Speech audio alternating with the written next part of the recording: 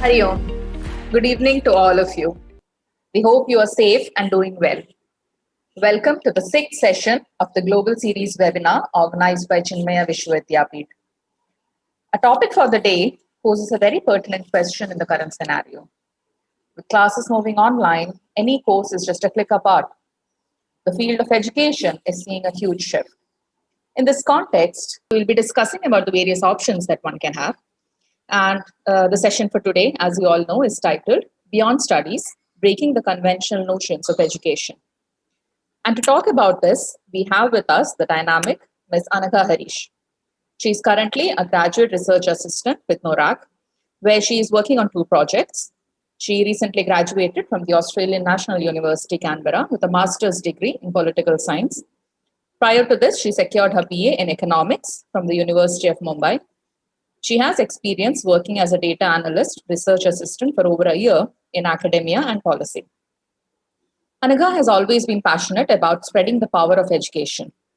She worked as a fundraiser for 2 years at an NGO in India that provides school equipment to children in orphanages and has also taught English speaking skills to Tibetan refugees.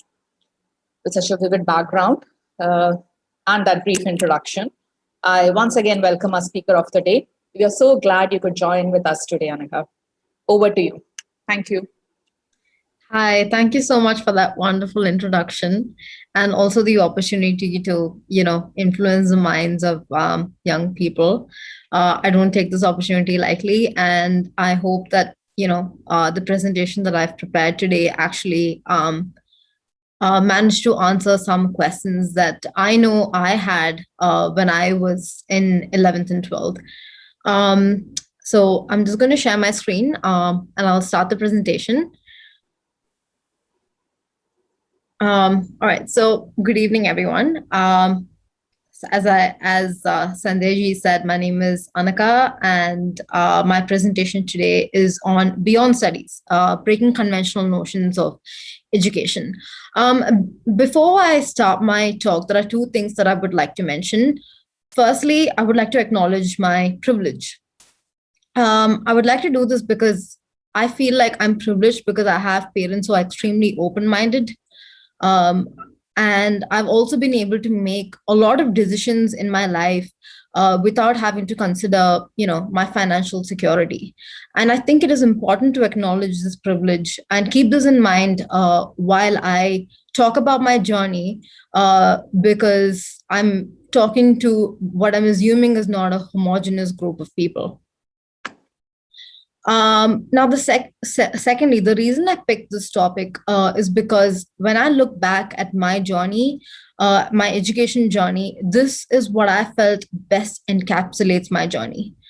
And what I would like you to take away from this talk is the idea that education does not have to be confined to the four walls of a classroom. And in my opinion, it should not be confined to the four walls of a classroom.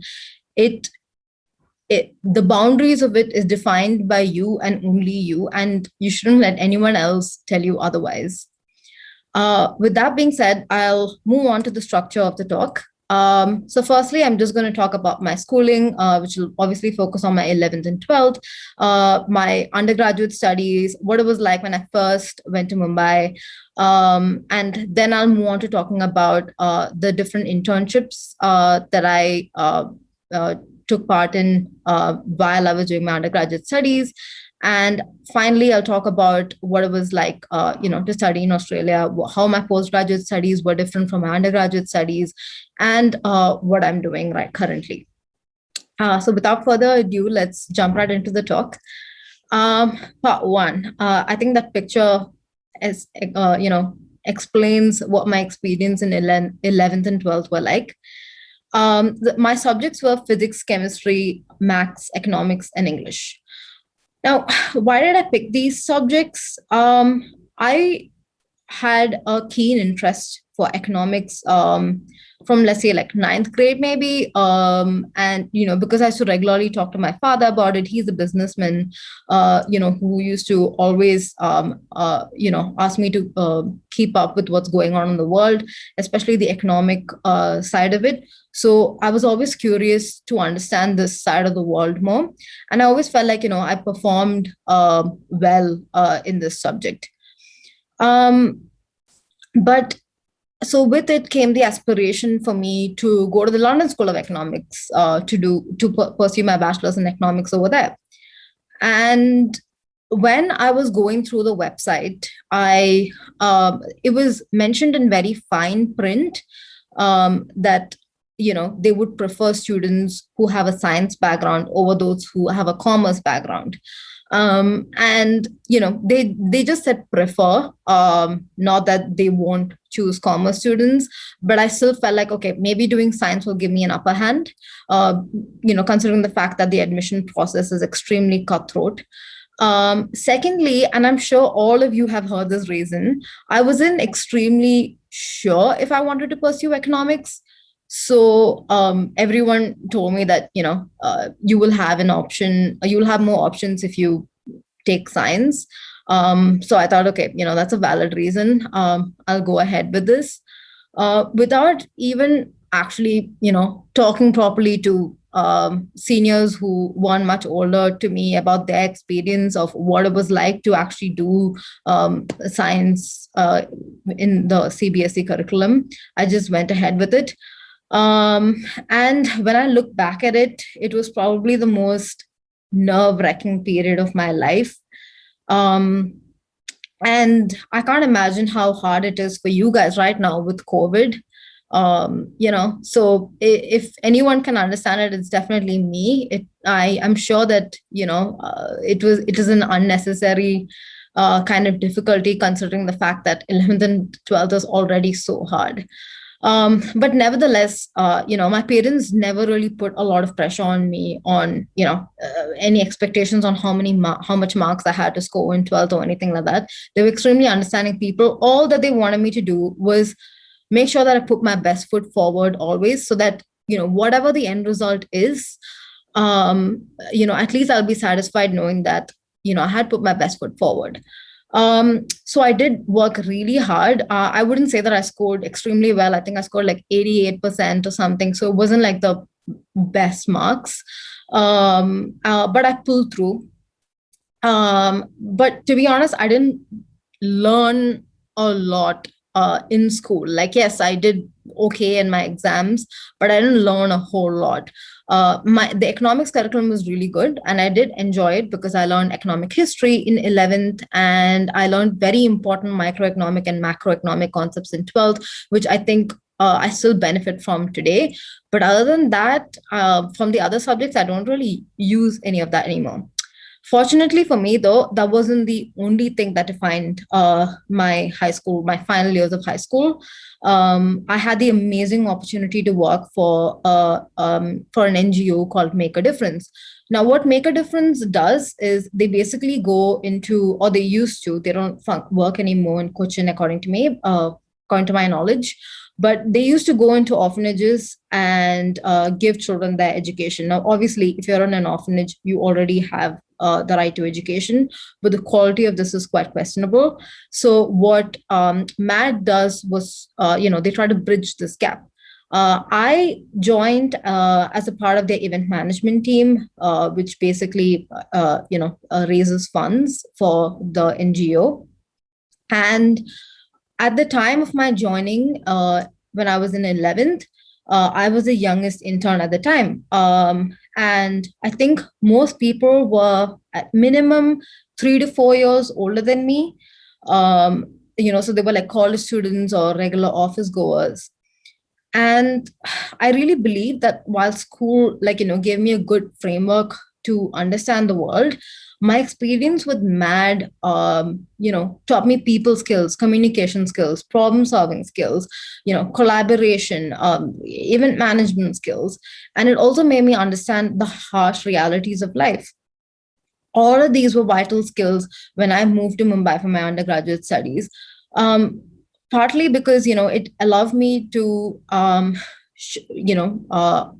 could stand apart from other people in my cohort, but also because I was sort of used to putting myself out of my comfort zone, so it wasn't a completely new idea for me. Yes, it was at a completely different scale, but it was still like other people who were moving out of their home for the first time, I would say, found it slightly harder than I did, because of the skills that I had gained from my experience working at MAD. Um, so I decided to go to Mumbai to do my bachelor's there because uh, the college has a very good reputation. I did my bachelor's in Sophia College for Women, um, and I know that a lot of you are actually thinking about whether you should move out of your hometown to pursue your undergraduate degree. And according to my experience, I highly, highly recommend it. And this is for a number of reasons. Firstly, you are going there to get an education. And I feel like having the option of moving out of your hometown definitely opens up, options in terms of reputed universities or reputed colleges, because oftentimes, like the colleges that are available to us in our hometown may not be the best in the country, but having that option open to go to another city and study, um, like lets you have the option of studying in possibly the best university or college for the subject that you're going to be studying. But obviously, that's not the only reason. Moving to a new city and moving out of your hometown gives you the experience of like taking care of yourself, managing your own time, managing your budget and your expenses. And in some cases, you have to cook for yourself. All this makes you independent and teaches you real life skills. And I'm telling you, there's nothing more satisfying than learning to be an independent person. Now, the last reason why I would recommend you to go outside and study is because you're going to meet some amazing people. Like when I was in Cochin, most of my friends were, Malayali, and I had a few Gujarati friends, but that's about it. But my group of friends in Mumbai was filled with like North Indians. There were like Northeast Indians. There were people who were brought up in the Middle East. There were other Malayalis, Tamilians. It was a whole lot of fun. It really opens your mind up to different approaches to life and different cultures, and it makes you a more holistic person. With that being said, I did have a lot of fun with these friends in Mumbai. So fair warning, when you go, if you do choose to go outside and study, the freedom can sometimes go to your head a little bit. And at that point, all you have to do is just remind yourself why you're there, and that is to get an education.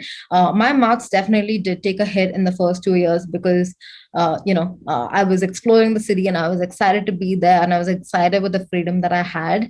And so if there's anything I could tell Anaka in the first 2 years in my undergrad, it would be this, like, remember why you're actually here. It's to study, it's to get an education. But other than that, talking about studies, I did enjoy studying economics at Sophia, but at the same time, I started to question, like, why was I studying this? Yeah, okay, I was interested in economics for a while, but what did I exactly expect to get out of this? What kind of job would I get from studying economics? So I would say, like, the first 2 years was also defined. My first 2 years in undergrad was defined by questions like, who am I? What do I expect from life? What are my goals? What are my aspirations? Yeah, like all kinds of questions. And this gave me a kind of fire to kind of figure this out. I really wanted to find the answers to these questions, because I felt like I had made a semi-wrong decision in my 11th and 12th by picking science. So I didn't want to make that mistake again.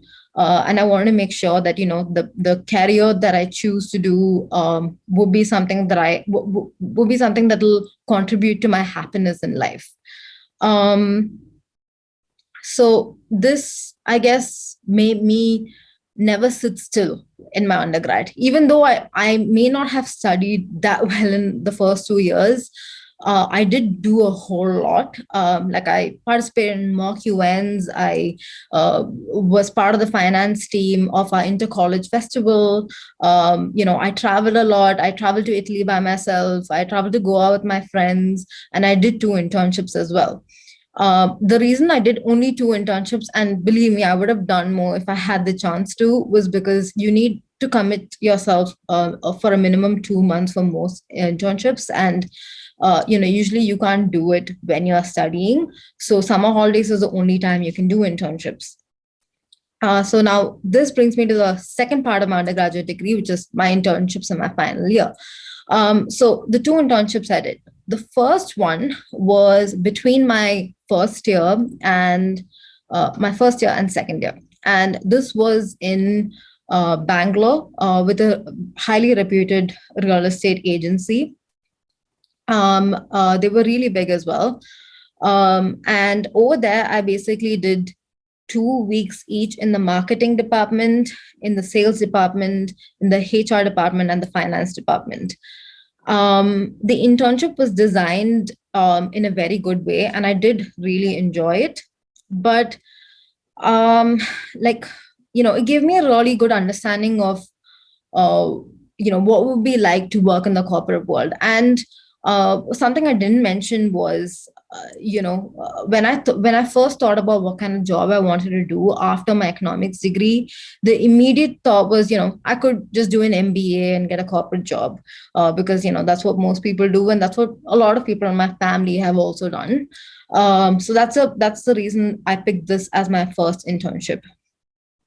But doing this internship also, taught me about the culture and atmosphere of working in such a place. And by the end of it, honestly, I didn't really like it. I couldn't imagine myself doing that kind of work for the majority of my life. Now, this made me think about working in the nonprofit sector because, I had already worked for MAD for 2 years, and I knew that this is something I found extremely rewarding. And I knew that it would keep me motivated, and I would be able to bring my A game every day. So I started exploring this option more. And in the second year, I read a lot about political science, especially political economics. That is the interplay of economics and politics. And so it would be it won't be just like purely economics. It would be also understanding how politics influences economics and the other way around. I started reading a lot more about that and getting really interested in it. And at that time, the Syrian refugee crisis was at its peak. And I was really interested in knowing more about it. I actually really wanted to go work with them, but it would be a huge financial endeavor, and also my parents were worried about my safety, which is fair enough. So then I started reading about Tibetan refugees, who actually live in India. A lot of them live in India, at least. And I started exploring more, options on how I could work with them, how I could potentially meet them and talk to them, and help make their lives better potentially. And that's when I came across an internship opportunity in Dharamshala. Um, so the internship basically involved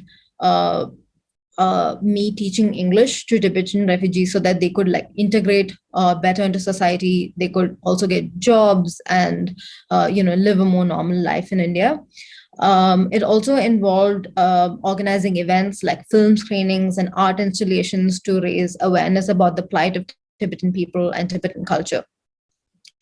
This internship was absolutely life-changing for me. The experience of working there made me realize that this is exactly what I wanted to do. Not necessarily working with refugees, but I at least knew that I wanted to work in the nonprofit sector, or something to do with politics or policy. I basically knew that I wanted to be involved in the kind of work that would make people's lives better. This was right before my final year of college, so the timing was perfect. I started researching on colleges to do my master's and started also exploring different courses. Now, the one big thing I want you to take away from my experience of my undergraduate degree is that even if you don't know what you want to do, like never sit still. Keep moving, keep doing new things. Like don't do things just or don't not do things because you think it won't look good in your CV. You know, do things that ultimately interest you because employers in the future will be impressed by it because you will be able to talk about it with a lot of interest. Like, I spoke about my internship in Dharamshala with a lot more zeal than I did about my internship in Bangalore. And also remember, like, skills are always transferable, right? Like, so the skills that I acquired while doing my internship in Bangalore were definitely transferable to the job that I did in Dharamshala as well. Like, I still had to talk to people, I still had to work in a team, I still had to do presentations. So, don't underestimate the power of honing your skills. um, and as I mentioned before, like I started reading a lot about colleges to do my master's. And I finally decided to do my master's at the Australian National University in Australia, in Canberra, which is actually the capital city of Australia. And a lot of people don't know this. So I did my master's in political science. It's advanced because I did a master's thesis, which I will talk a bit about later. The reason I decided to talk about my postgraduate degree is because I feel like a lot of people can relate to my undergraduate experience because not a lot of people are sure about what they want to do when they are doing their undergraduate degree. But lucky few people actually are really sure that this is what they want to do. And I feel you would be able to relate to my postgraduate journey more because here, I was more sure about what I was studying and I had a clearer idea of how this was going to get me to my ultimate like career goal. So my postgraduate studies were, like I said, completely different from my undergraduate studies. Firstly, obviously, because this is exactly what I wanted to study, and I was happy to be there. And secondly, it was different from my undergraduate studies because the system in Australia, like other Western countries, is completely different from the Indian system, wherein like you have to submit assignments or tasks like weekly or at least bi-weekly, and you have reading assignments every week. I think the reading commitment per course is around, it can range between 60 to 200 pages per course, and I had 4 courses. So the amount of time that I had to spend the amount of time that I had to spend working in my postgraduate degree was so much more than my undergraduate degree, but I still enjoyed it so much more because I was actually happy to be here, and I knew that this is what I wanted to study. Um, Further, like apart from just the content of the course being so interesting, my cohort was also amazing. Like my closest friends is an Egyptian girl, and the other people in my cohort were people from Myanmar, from Indonesia. There was this girl, there was another Indian girl who had like spent most of her life in the US. Um, and all these people had actually already worked in policy making or politics in their own countries. So they came and actually spoke about their experiences in every class, and it gave like this holistic, studying experience. And basically just kind of give a nice kind of finish to my degree. But obviously, like the classroom wasn't again the only place that I felt like I got an education from, because even at ANU I did 2 jobs. These were more than internships because there was much more commitment, and I was actually earning money from it. The first job that I did was as a teaching assistant at the university. Um, as a teaching assistant, what you do is basically the way the undergraduate courses are structured here is that a professor comes into a class and he just delivers a lecture to like 200 to 400 students, depends. The class sizes vary quite a bit, but after the professor delivers these classes, they are split into groups of 20 people, 20 students, and the tutors go in, make a presentation on the topic with a little more detail and moderate discussions in the class. So the students think about this topic a lot more and actually develop opinions on it. Um, and you have to do this every week for the entire semester. You also have to like mark the assessments and stuff like that. Um, the skills that I learned while being a teaching assistant was like really important, and the experience was really important as well, because one of my options after doing my master's degree was to actually get into academia. And in academia you have to do a whole lot of research and a whole lot of teaching, so obviously this experience was invaluable for me. And obviously I want to emphasize skills transferability. For example, I mean, just think about it. Like every week I had to read up on a completely new topic that I knew about to some extent, but I didn't know enough to like deliver a tutorial on it. So I had to like read up on it in addition to, doing my own coursework, and had to make a presentation and actually moderate discussions. So I had to have top-notch research skills, and I had to, go in front of a class, and I was in charge of 4 classes and deliver this presentation to all these students. Um, the other job that I had while working at the university, while studying at the university, was as a research assistant. Now, the research assistant experience is obviously very, very relevant for me, because if you want to, go into academia or get into policy, this is a skill that is a prerequisite. It's also an experience that you definitely need to have if you want a job.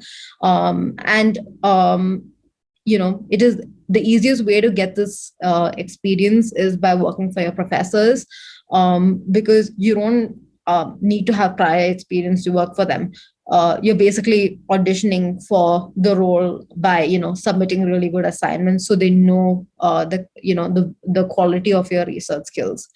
um, the research project that I worked on was just to basically develop like a political elites database on political elites in Europe and other Western countries and South America, and they're going to extend this to the entire world. So it was great to be part of this, making of this database that would actually impact a lot of research all around the world. Um, towards the end of my postgraduate degree, I had the option of doing a master's thesis. Now, a master's thesis is at ANU at least. Involves writing an original research paper of a publishable quality that's 20,000 words long. And you get 12 to 14 weeks to do this. A lot of people actually dissuaded me from doing the master's thesis because it's just too hard, and you kind of feel like giving up in the middle of it. But for me, it was a way. I wanted to do it because it was a way to show myself that all this hard work and all this effort that I've put in wasn't for nothing. I can actually write a research paper and prove myself to myself and to a prospective employer. So I thankfully somehow finished the master's thesis and finished my master's degree. After that was a real test, in my opinion, because I had to put myself out there and actually find a job. And what's worse, I had to do this in between like the peak of COVID, because I graduated in December 2020, so just a few months ago. But luckily, I got a job at an education policy think tank in Geneva called NORAG. I think it is also obviously important to acknowledge the fact that, it wasn't just my hard work that got me this job. There was a lot of luck involved. For example, the person a person who I did my master's with already worked at the think tank, and so I already had an in, which is definitely an advantage. That's how I found out about the job and applied for it.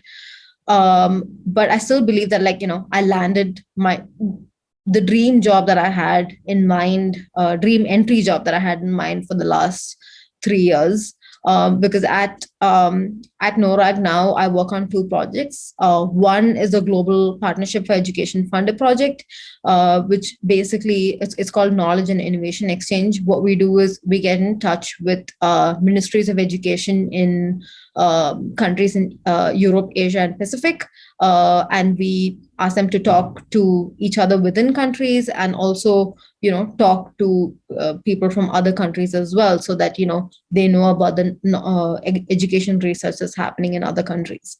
The second project that I'm working on is a World Bank project called a results-based financing research project. Basically, the World Bank has asked our team to do research on existing results-based financing, which is an innovative financing aid method. And they're asking us to, review existing projects and tell them, if it's working or if it's not working, to put it in a simple way. So that's where I am at right now. And what I would like to say is that, I think for me to get this job, it took approximately 3 to 4 years of hard work. I wasn't just, writing the cover letter and, prepping the CV and preparing for the interview the night before that helped me get this job. It was consistent hard work over 3 years that has finally allowed me to come to this point. I think this wraps up my education journey a bit. And I'd like to just, conclude by summarizing the main points that I want you to take away from the talk. So the first main point is, obviously, I hope I have demonstrated it clearly that I learned as much outside the classroom as I did inside it. And I probably learned more outside the classroom in my 11th and 12th and in my undergrad. I guess in my postgrad, it was more complementary in nature. And also, from my journey, which I continue to value and I'll continue to value, is, always work hard, even when you don't know what you want to do in life. Even if you feel like this is not where I want to be, I'm at the wrong place, what's the point of working hard? I don't think that's the right approach, because and this actually relates to my last point about resilience, that more than anything else, the connecting common trait between all successful people is resilience. This desire to keep working hard and keep moving forward is what actually makes people successful. And lastly, when I spoke about my journey to Rukmaji, she suggested that one thing that she noticed in throughout my experiences was that I kept exploring and experimenting, and I think it's completely true. If it wasn't for if I didn't keep exploring and experimenting, I wouldn't have found out that this is what I want to do in life. I would have probably ended up with a job that I really wasn't interested in. So I guess this is my last point, and I hope all of you guys found this helpful. Thank you. Thank you, Anaka. That indeed was informative, and I must add inspirational as well. I'm sure it must have inspired many there. So I guess we can take some questions now, if you don't mind. Hello, Anaka, can we take questions now? Sorry. Yeah, sure. I thought you were waiting for people to ask questions. Yes, that too. So first of all, request to audience, in case you have questions, please send them to me. We might not have the time to take questions from everyone. So if you just send them over, I can pick few and ask. While we wait for the questions, I have a general question. I'm sure some of them might have that in mind. So you did talk about internships and how they helped you, improve your skills and things like that. Now, opportunities for internships, it's really hard in the sense you have to try hard to get into an internship. There are universities like Chinmaya University where there's a dedicated internship and placement cell. So we do bring in opportunities that way. But there are also universities that don't have a dedicated cell like that, and students have to search for it themselves. What advice would you give them? How would you say that they should say begin their search? Where do they start? Some of them might have this question. So if you could answer that. Yeah. Yeah, absolutely. Yeah. So I mean, Sophia, where I did my undergrad, they also didn't have like a internship cell or anything like that. I had to look for it by myself. Um, and I would say, firstly, internet. Just do a general Google search. Put an internship in whatever field, whatever keyword search you want to do. Just keep doing that, and usually things do turn up. Apply for them. Secondly, one thing that I didn't actually, put enough emphasis on in my presentation was, you need to have connections. Like you need to keep when you meet new people, build that relationship. Especially if you have common interests with them, build that relationship and make sure you keep in touch with them, because they would have done something that that might interest you and that you can pursue.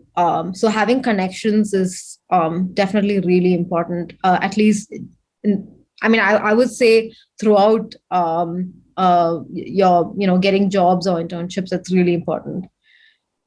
Yeah. So networking it is, yes. So we'll go ahead. Meanwhile, you could try typing in the question so we can take it up from there. I have another question for you, Anaka.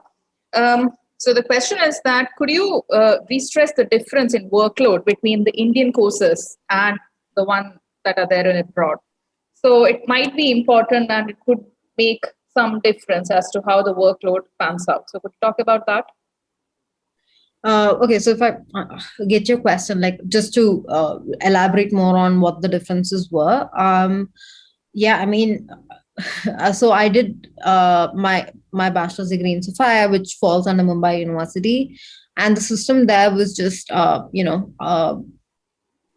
were 2 semesters, and midway through each semester we would have an exam, and at the end of the semester we would have an exam. So you kind of just study like a week before or 2 weeks before the midterm exam and the final exam. That was kind of it. There was not there, there was no other form of monitoring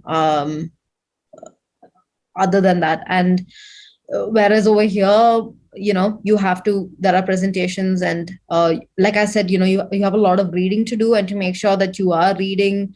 The classes are not a lecture type. All the classes, especially in the postgraduate system, is it's constant discussions with the professor. So they expect you to know the material before you go in. So you have to go, and usually it's like a round table discussion.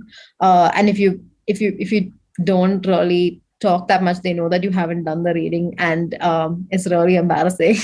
And it motivates you to. Everybody there is like really smart, so you have to read before you go in. And also, there are it's usually split like 20 20 20. That's the split between the assessments. So it's constant evaluation, so you have to read, and then there are like essays that you have to submit, which has a weightage of 20%, which is a lot.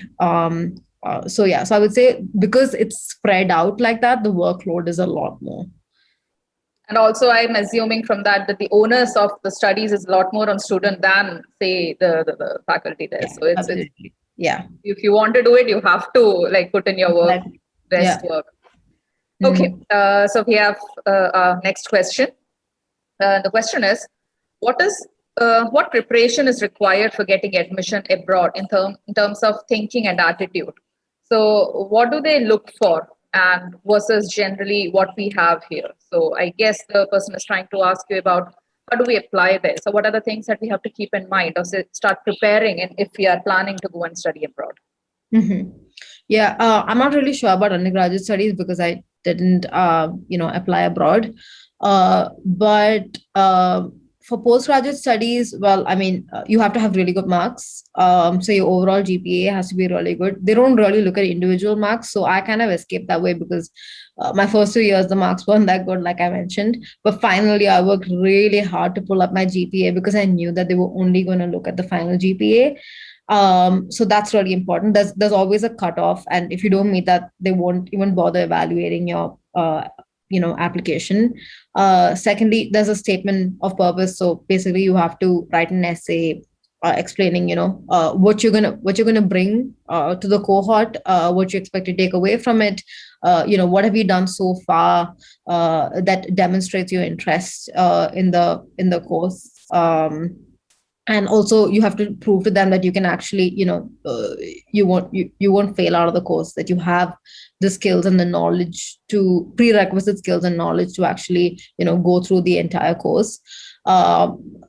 And yeah, I think along with this would be work experience. Work experience really, in some capacity, like I did only internships, I didn't do any solid work, but I did still kind of demonstrate that I had an interest in the field by doing internships. And also you have to prove your English language skills, which is like a basic English language test. So I guess, yeah, quite a few things you have to do. It's a long process, the application. Okay. Um, uh, I'll ask the audience in case there are any further questions. Meanwhile, while we wait for the questions to come, to give them time to think, you also, stressed on the importance of practical skills. And somewhere you mentioned that such skills are kind of lacking in the school education that we have, and we are more focused on the academics. So again, is there some suggestion or something that you could give out to the students, how to improve those practical skills while they are in school, say? I mean, I guess for me, based on my personal experience, would be to look for opportunities like working for an NGO. There are so many NGOs. I mean, I think especially living in a country like India, like the success of a country, or like the way India exists, is because we have to constantly give back to the community. That's the reality of the country that we live in. So there are a lot of NGOs. I think a quick Google search will give you a good list of them. And I would say that a lot of them are understaffed in terms of volunteers. That would be a good way to start, getting some work experience. That's all that I can think of off the top of my head. I'm sure maybe if I think a little more, I can think of a few. But yeah, right now I can only think of that. Sure. And I guess it also is something for the institutions to think of, for the teachers to think of, how to provide, how to give that kind of a support that the students might require, something beyond the classrooms, as you mentioned in the beginning. Yeah. Yeah. Oh, sorry. I also forgot to add, like, I mean, definitely in schools, like, a lot of people do have, like, I guess the opportunity to, participate in being a prefect or the student council, and, inter-school activities. I guess those are all great, but I just feel like there's a lot of gatekeeping happening. Like only a few students get to participate in them. Like you have 200 students per batch, not all of them get to participate in it. But I mean, if you do get the opportunity to do that, definitely do it, because that would be a great way to also develop your skills. Thank you, Anaka. I think those are the questions that we have. I mostly think that you did cover a lot of answers throughout your presentation itself. You did give us points, to think about and how to improve and how to explore further. So from the experience that you have had, from your experience, I think you did tell us how to explore more options, and keep exploring until you find the one that is right for you. And it's a journey. It's more like a journey. You keep exploring, you do something, you realize whether it's for you or not, and then you move ahead. So that kind of realization will also help you attain your goal.